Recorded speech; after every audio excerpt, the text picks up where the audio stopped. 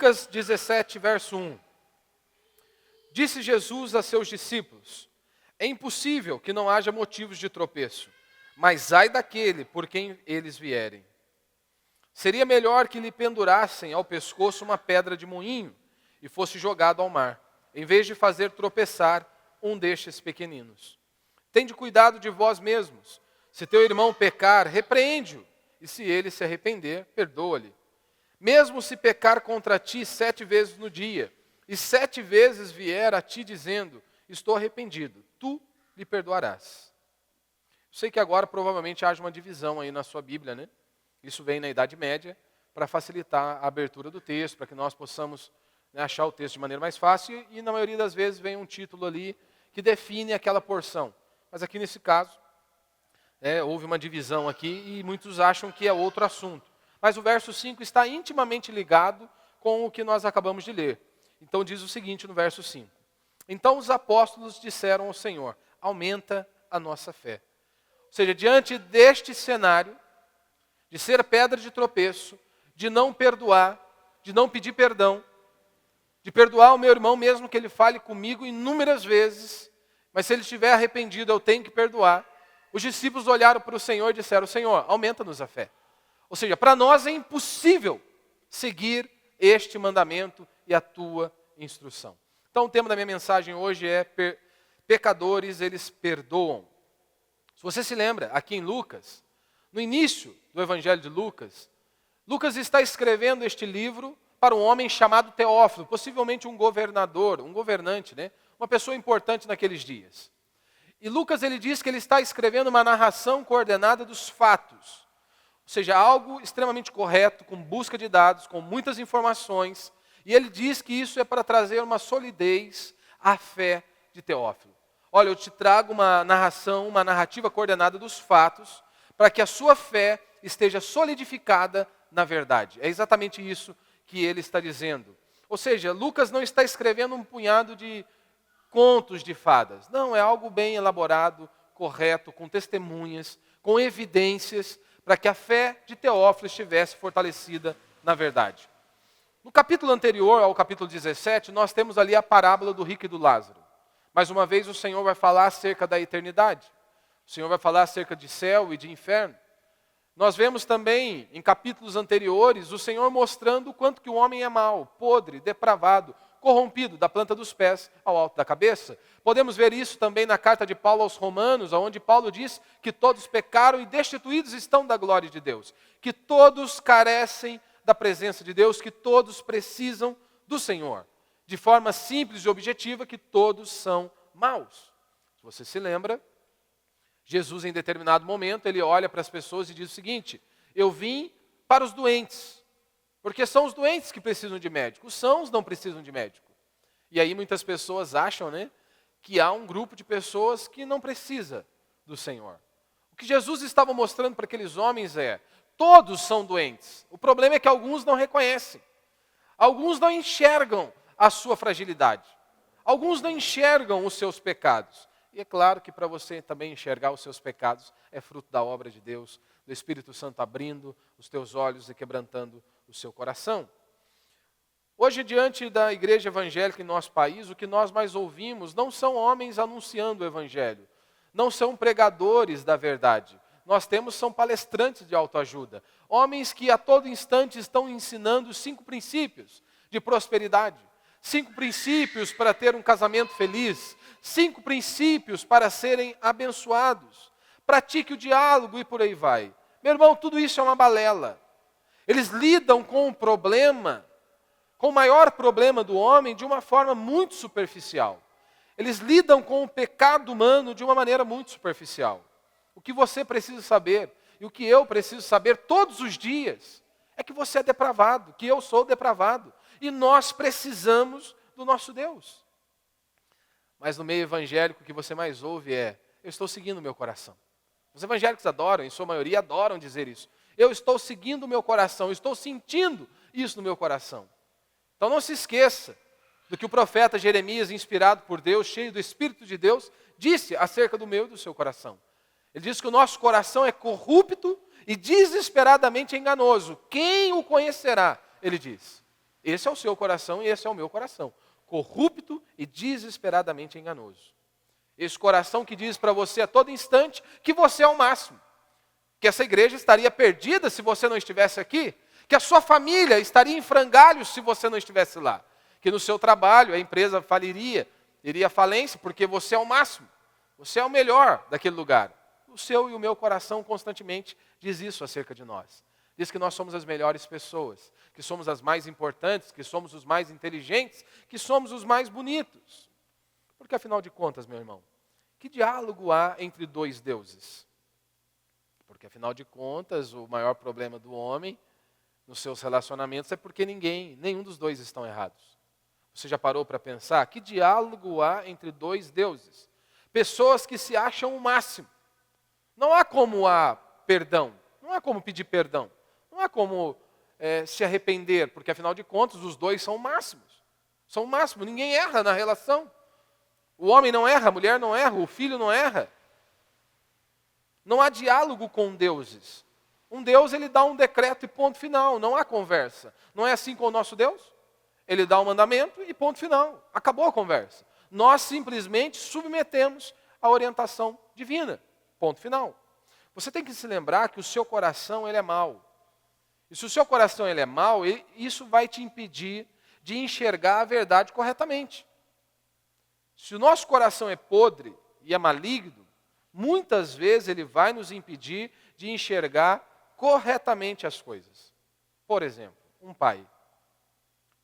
Se ele não tem noção que o coração dele é podre, ou seja, ele não consegue enxergar a verdade corretamente. Por exemplo, no país do futebol como o nosso, muitos pais desde cedo já ensinam seus filhos a jogarem futebol, inclusive levam para escolinhas de futebol e por aí vai. Só que o pai, ele não consegue enxergar que o filho é ruim de bola. Aí ele acha que está todo mundo arquitetando contra o filho dele. Porque ele acha que o filho dele é o máximo, mas o técnico diz, olha, se você não emagrecer, se você não melhorar, se você não treinar mais, não dá para fazer parte do time. Aí o pai fica irado, porque afinal de contas, ele não consegue enxergar a verdade corretamente. Ele não consegue enxergar corretamente as coisas. Então é impossível. O erro está no técnico. Por que muitos pais eles não conseguem digerir quando muitas vezes os filhos são corrigidos? Porque afinal de contas o filho dele é o melhor filho do mundo. O filho dele nunca erra. Então é impossível que alguém vá adverti-lo. É impossível. Todos podem estar errados. O filho do irmão está errado, não o meu. Ou seja, por conta de um coração mau, ele não consegue enxergar corretamente as coisas. Por que casais brigam? Por que filhos discutem com seus pais? Porque eles se acham o máximo. Sempre o outro está errado.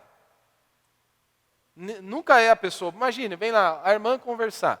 Sempre é o marido que está errado. Ou vem o marido conversar, sempre é a esposa que está errado. As pessoas nunca pensam na possibilidade, será se o erro não está em mim? Será se não sou eu que sou o problema? Talvez o problema esteja com você talvez seja o problema. Mas hoje não há essa possibilidade. Os jovens brigam constantemente com seus pais, por quê? Porque eles se acham o máximo. Se acham os detentores de toda a verdade. Eles têm todo o conhecimento do mundo. Como já disseram, um escritor, certa vez, ele disse, olha, eu não sou jovem o bastante para saber de tudo. Porque jovem é assim, ele acha que ele sabe de tudo, que ele domina tudo, que ele é o expert, que ele tem todo o conhecimento em suas mãos. Isso é tolice, isso é idiotice. Aconselhando pessoas, sempre há um jeito quando há um coração quebrantado e contrito. Se você vai aconselhar alguém que ele não enxerga os seus erros, não enxerga os seus pecados, posso conversar horas e horas, e nunca desenrola nada. Porque afinal de contas ela não enxerga os seus pecados, ele não enxerga os seus erros. Então você continua conversando, falando, mas não há saída.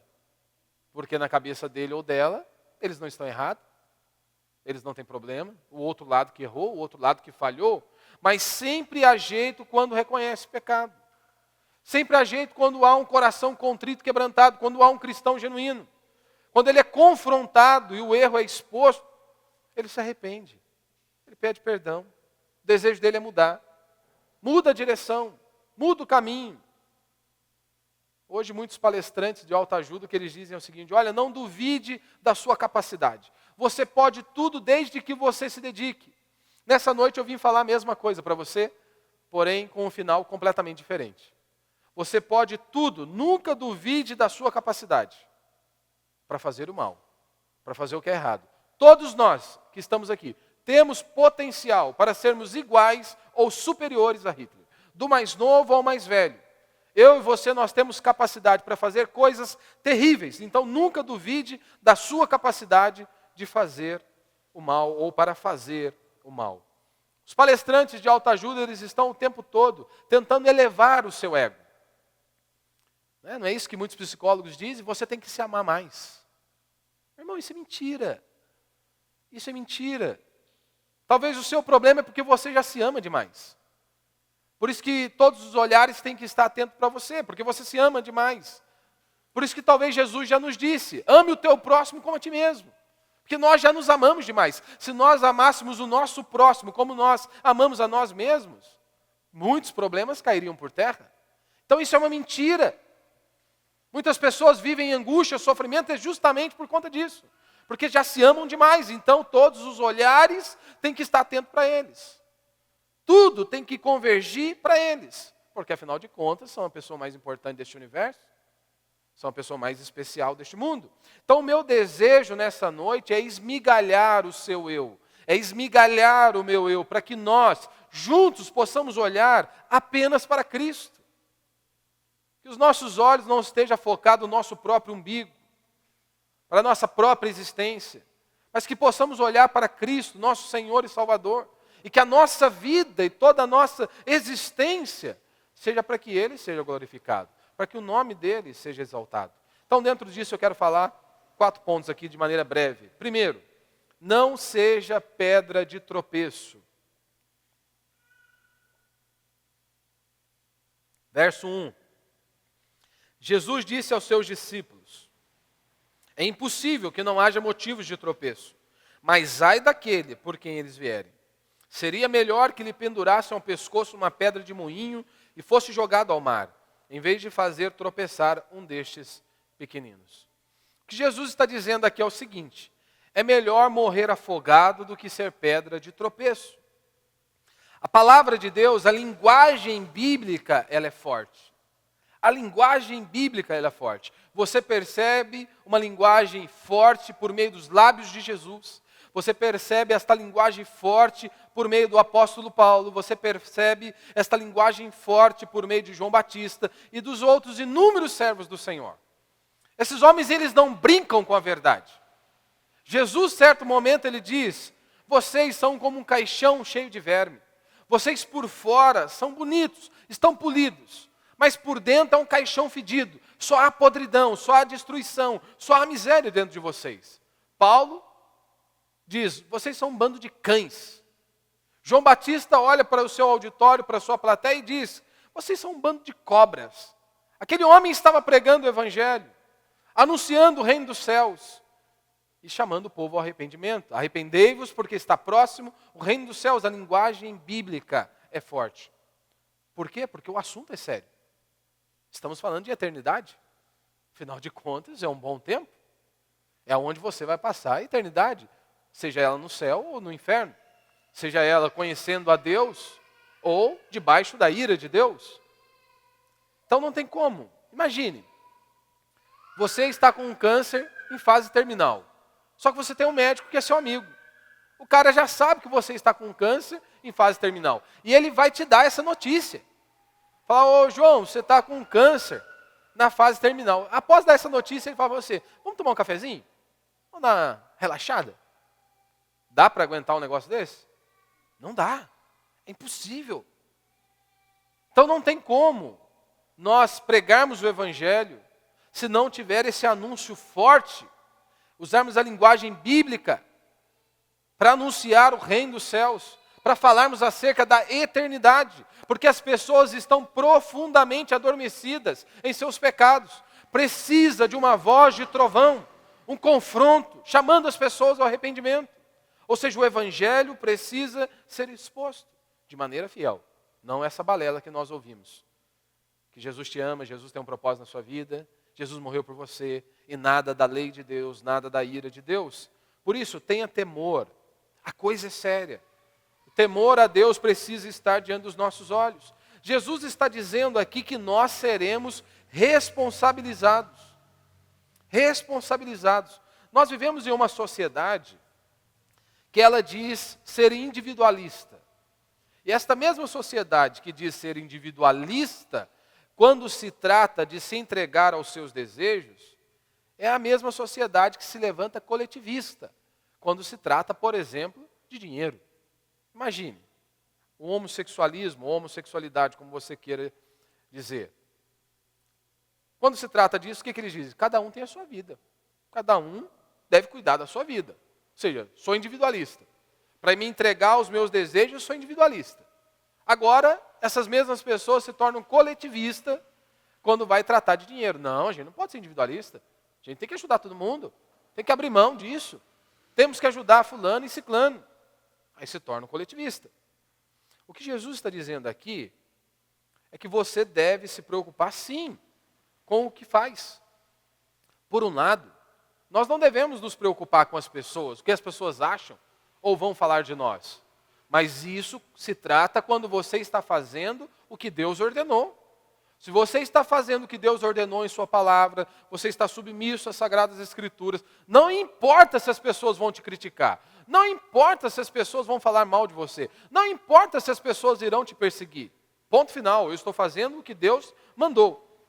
Agora você tem que se preocupar sim com o que você faz, com as suas atitudes, com as suas vestimentas, como você se porta na sociedade. Será se isso glorifica a Deus? A Bíblia diz que nós devemos dar um bom testemunho não apenas para os que estão de dentro, para os que são de dentro da igreja, mas para aqueles que estão de fora. Quando as pessoas olham para você, quando você está na roda de amigos, quando você está com seus colegas, o que você diz glorifica a Deus? A vestimenta, a sua vestimenta, glorifica a Deus? A sua postura leva as pessoas a desejarem servir o Deus que você diz que serve?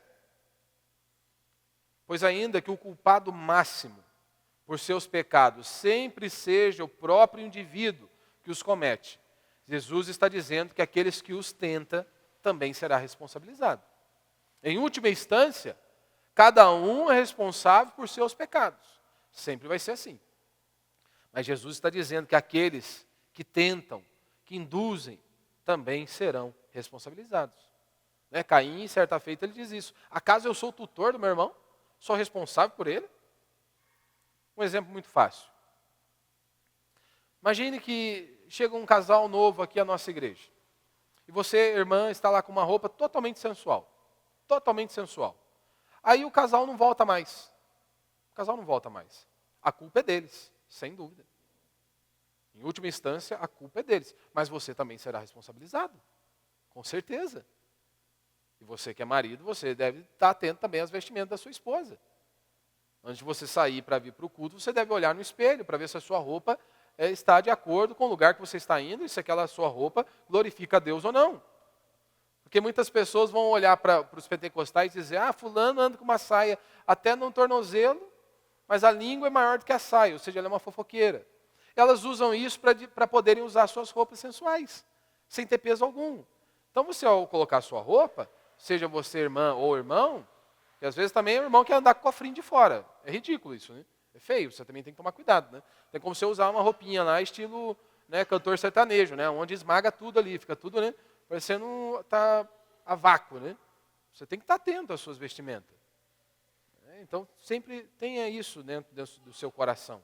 Paulo, ele dizia, que ele estava ali com temor e tremor diante de Deus. Ele sabia disso, que era sério, que era algo sério. Agora, o que fazer diante das faltas alheias? O que nós fazemos diante das falhas e das faltas alheias? O remédio bíblico é apenas 2. Falar e perdoar. Conversar e perdoar. Esse é o caminho. E esse já é meu próximo ponto. Aprenda a falar. Jesus está dizendo, olha, se o irmão pecar contra ti, fale com ele. Você e ele, apenas, e ponto final. Se ele não te ouvir, você leva outra pessoa. Mas é entre você e ele apenas. Só que o que acontece às vezes com os crentes? Eles falam para todo mundo, menos para a pessoa envolvida. Se você faz isso, você está pecando.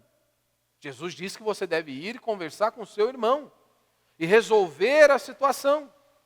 Então, se você fala para todos, menos para o envolvido, você está pecando. Você tem que mudar. Se nós temos esse grupo de pessoas que não falam diretamente, nós temos os outros, que eles dizem o seguinte: comigo não tem essa não. O que eu tenho que falar, eu falo na cara. Eu sou verdadeiro, eu sou verdadeira. Não, você não é verdadeiro nem verdadeira, você é barraqueiro, barraqueira. Essa que é a realidade. Você não pode simplesmente falar de qualquer jeito com as pessoas. Você não pode simplesmente, não, eu falo assim mesmo, eu sou assim. Ponto final. O que eu tenho que falar, eu falo na cara. Você tem que seguir o que Jesus está ensinando, que a Bíblia diz. A palavra de Deus diz que a palavra dura, ela suscita a ira. A branda desvia o furor. Então nós temos que ter sabedoria para falar com as pessoas. Podemos querer chegar metendo o pé na porta, falando de qualquer jeito? Não, nós temos que usar palavras corretas. Porque o que a Bíblia nos ensina é o seguinte: se o seu irmão te ouvir, você ganhou o seu irmão. Só que muitas vezes nós queremos o quê? Ganhar do irmão. Nós queremos destruir o irmão, ao invés de ganhar o irmão, de trazê-lo novamente para a comunhão. Há muitas pessoas que não falam. Jovens, por exemplo, eles nunca falam. Não falam se estão bem, não falam se estão com problema, não falam. Mulher, né? Quem é casado sabe disso. Mulher, quando o marido olha para ela, a cara não está muito legal. Aí você pergunta para ela, amor, aconteceu alguma coisa? Ela diz para você, não, não. Quando ela diz não, não, meu irmão, se você pudesse, ela arrancava a sua cabeça. Mas não fala, está errada. Tem que aprender a conversar, tem que aprender a falar. Como que vai conduzir? Porque eu sou assim, eu pergunto para a pessoa, tá bem? Aconteceu alguma coisa? Fiz alguma coisa que te chateou? Não, pastor, está tudo bem. Está tudo bem, está tudo bem. Eu viro a página e prossigo. Se tem alguma coisa que está lá te incomodando, você tem que aprender a falar. Só que também, você tem que crescer. Você não pode ficar mimizento a vida inteira. Imagina, 20 anos e você vai ficar lá mimizento. Tudo chora, tudo reclama, tudo está difícil. Não, nós estamos aqui, o objetivo é crescermos em conhecimento, graça e sabedoria. Então imagine, nós vamos ficar aqui 20 anos ouvindo a palavra de Deus e vai passar 20 anos, você vai continuar um anão espiritual? Ou seja, não desenvolveu, não cresceu. Tem pessoas que parece que você vai pisar em casquinho de ovo, né? Você não pode falar nada, tudo você tem que medir, porque senão vai ficar chateado, vai embora. Nós não podemos ser assim. Nós temos que crescer, temos que evoluir, temos que crescer no conhecimento, na graça. Há muitos líderes que faltam diálogo, né? Porque eles não sabem liderar. Há muitos líderes evangélicos hoje que eles dizem o seguinte: do seu pecado cuido eu. Ele diz para o público dele, para os irmãos, né? Do seu pecado cuido eu, do meu cuida Deus. Ou seja, ninguém pode questioná-lo. Ele nunca pode ser questionado. Dele, quem vai tratar com ele é Deus. Ele trata do pecado do povo, mas do pecado dele é Deus quem cuida. Agora, se você está ali, o fulano nem sabe que você está chateado com ele, porque você não falou. Você não tem o direito de ficar chateado. Certo? Se uma pessoa está lá, você está chateado com alguém, mas a pessoa nem sabe que você está chateado, porque você não abriu os seus lábios para falar, para tentar chegar num acordo. Você não tem o direito de ficar chateado, porque você não falou, porque você não foi lá e não conversou. Está errado. Se você tem um problema, siga a orientação bíblica, vá lá e converse. Abra o seu coração. Não vai fazer isso? Não quer ir lá conversar com o irmão, tentar esclarecer? Então vira a página, toca a vida para frente. Engole o choro, vira a página. Vamos embora, vamos caminhar. É assim que funciona. Um outro ponto, nós temos que aprender a pedir auxílio. Nós temos que aprender a pedir a ajuda de outras pessoas. Aqueles que vieram antes de nós, aqueles que podem nos orientar. Sabe qual que é o problema hoje da cristandade? Eles têm uma dificuldade tremenda. Às vezes você está aqui e está passando um problema gigantesco, você não abre. Você não se abre. Por quê? O que o pastor vai achar de mim? O que o líder vai pensar de mim? Mas se eu contar esse pecado para ele... Não estou falando para você contar a sua vida para qualquer um que chega aqui. Vamos você contar para pessoas que podem realmente te ajudar. Que o objetivo é te instruir, te orientar. Esse é o objetivo. Não é você ficar mostrando a sua vida para todo mundo. Mas nós temos que aprender a pedir ajuda. Temos que aprender a pedir esse auxílio, orientação. Mas muitas pessoas esperam quase o casamento destruir, a família perder, o filho ir embora, para vir pedir ajuda. Para falar, olha, eu não estou conseguindo lidar com essa situação. Por quê? Por conta da nossa arrogância. Porque nós somos arrogantes. Nós ficamos pensando, o que será que o pastor vai pensar de mim? Vai pensar que você é pecador como ele. Que você tem dificuldades como ele tem. É isso que ele vai pensar. Que todos nós precisamos de Deus. E que gente, como diz Hernando Dias Lopes, gente precisa de Deus, mas gente precisa de gente. Então você não pode ter vergonha de pedir auxílio. Nós precisamos uns dos outros. Então quando muitas vezes vier aquele pensamento, o que será que ele vai pensar de mim? Ele vai pensar que você é um pecador igual a ele, que precisa da graça de Deus, que precisa do irmão que está ao seu lado, para que juntos possamos crescer, avançar. Então não tenha vergonha. Não deixe a sua arrogância e a sua impetulância te levar para o fundo do poço. Muitas vezes destruir a sua vida, da sua família, dos seus filhos. Peça ajuda, peça orientação, seja para o pastor, seja para o líder lá do pequeno grupo, ou talvez um irmão mais maduro na fé. Converse. Segundo, terceiro aí para vocês, né? Perdoe.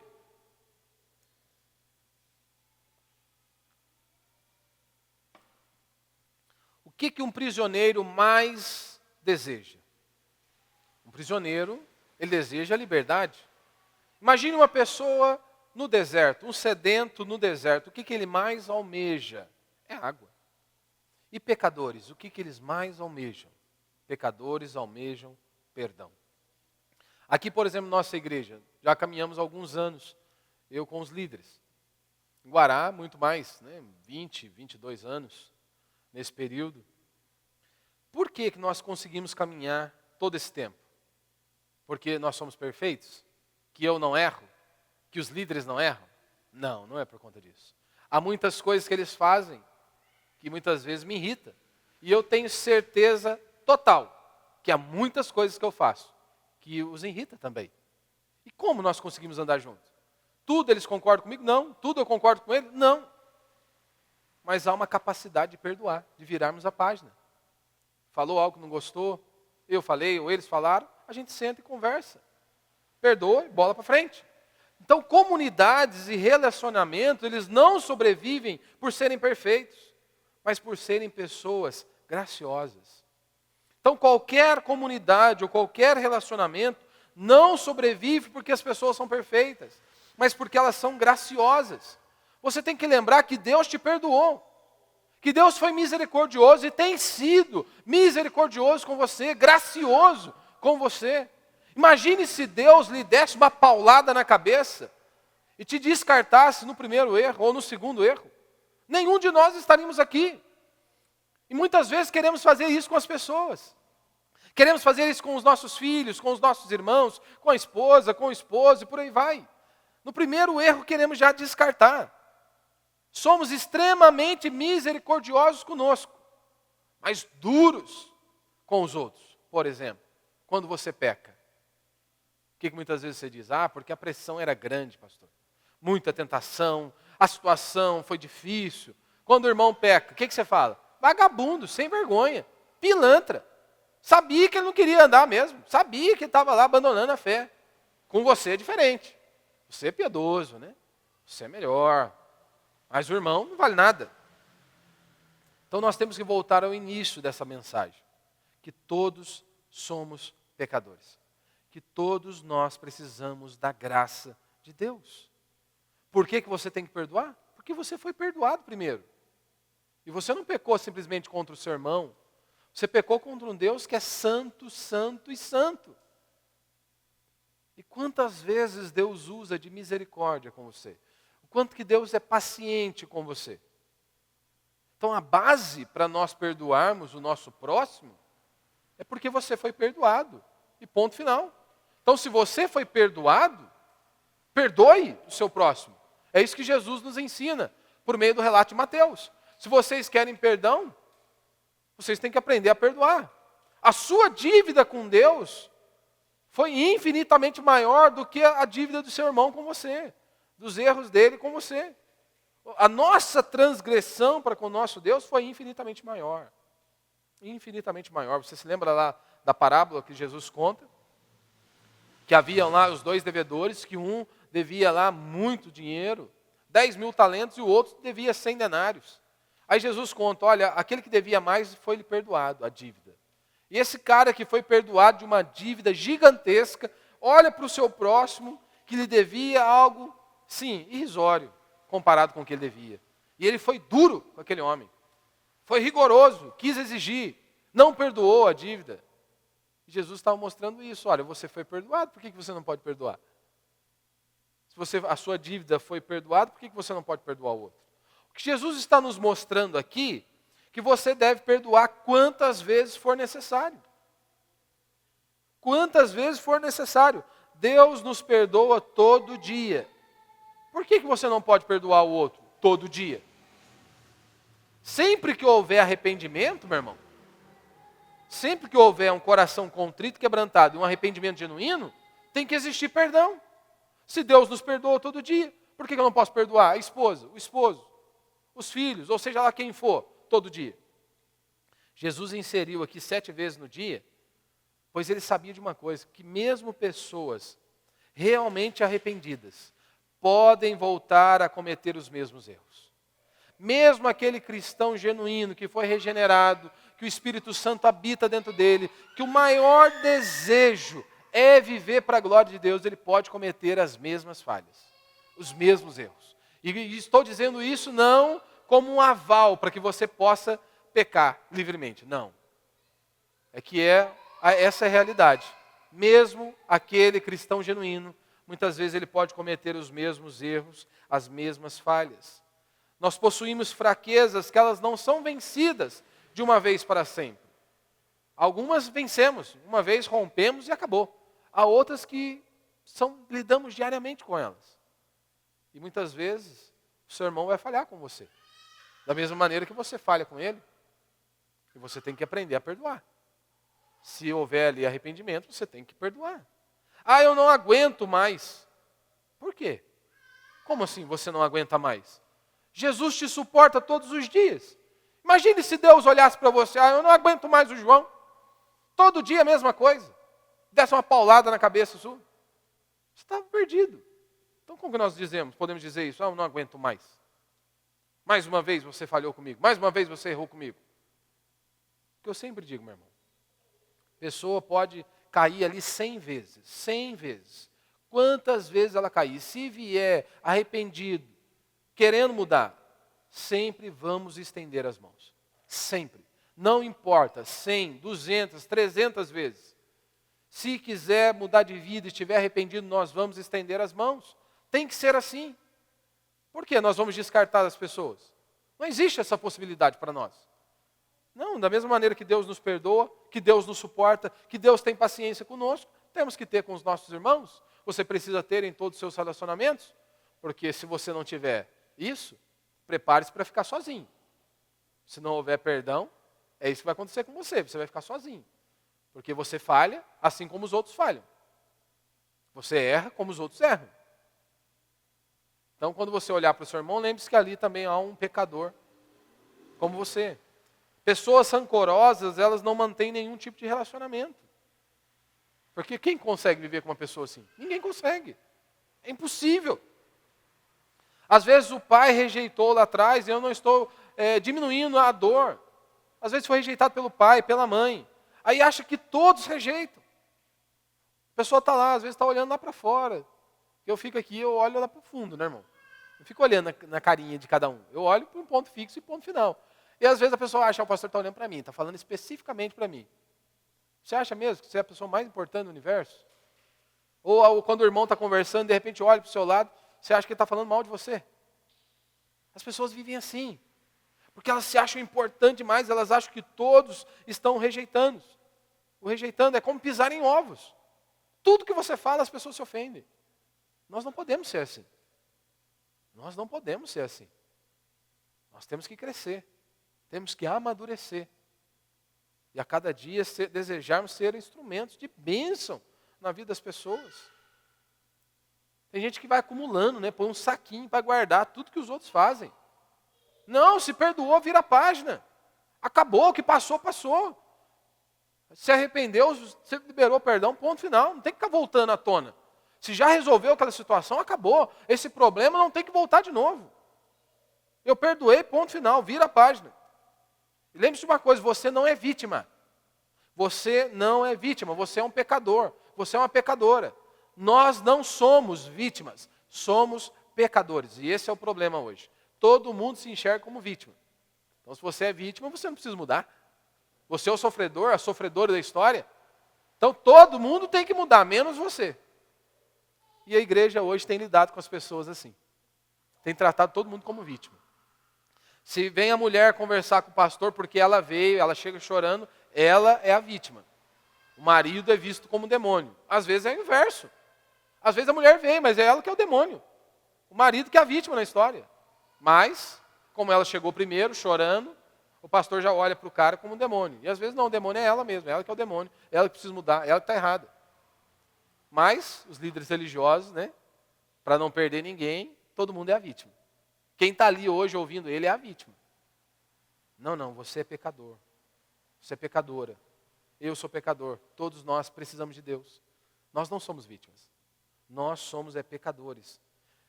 E ele diz, né, perdoe 7 vezes no dia. Uma linguagem para dizer que o perdão é diário e rápido. O perdão tem que ser assim. Ah, pastor, mas não estou sentindo nada. Jesus mandou você sentir alguma coisa? Ele simplesmente deu uma ordem, você tem que perdoar e ponto final. Acabou. Não é opcional. Ah, o fulano errou com você. Perdoa. Errou de novo? Perdoa. Está perdoado de novo. Não é assim, pecou uma vez, beleza. Está perdoado. Pecou de novo? Ah, segunda vez aí não dá, né, Poli? Já ultrapassou o limite do perdão. Ou tipo assim, marido e mulher que às vezes tem esse probleminha, né? Fulano errou, uma semana sem se falar. Meu irmão, isso aí não é coisa de crente, não. O crente não faz isso, não. Como assim? Ficar uma semana sem falar? Com a esposa, ou com o esposo, ou com o pai, ou com o irmão? Isso aí não existe. Isso não existe. Paulo diz em Efésios capítulo 4, verso 26, o seguinte: irai-vos e não pequeis. Não se põe o sol sobre a vossa ira. O que ele está dizendo é o seguinte, olha, você tem até as 18 horas para ficar com raiva. Depois disso, você está em pecado, se você não resolve a situação. Até as 18 horas você tem que resolver isso aí. Depois disso você está em pecado se você fica lá guardando uma aguinha. Coraçãozinho ressentido. Tem que ir lá e resolver. Ou, na linguagem de hoje diz, né? Quando sentirdes raiva, não pequeis. E não conserveis a vossa raiva até o pôr do sol. Muita gente que enxerga demônio em tudo, né? Paulo vai dizer na sequência que não deis lugar ao diabo. Aí a pessoa enxerga demônio em tudo, menos na mágoa, no rancor, no ódio que ela guarda dentro do coração. Ela não vê ali uma abertura, né? E por último, para a gente encerrar, eles pedem, né? Aumenta-nos a fé, como diz aí no verso 5. Então os apóstolos disseram ao Senhor, aumenta a nossa fé. Quando Deus abre o mar vermelho, e você prega isso, as pessoas dizem, eu creio que Deus é poderoso para abrir o mar vermelho. Quando você diz, meu irmão, minha irmã, você tem que perdoar. E o que eles dizem? Aí não dá. Aí é demais.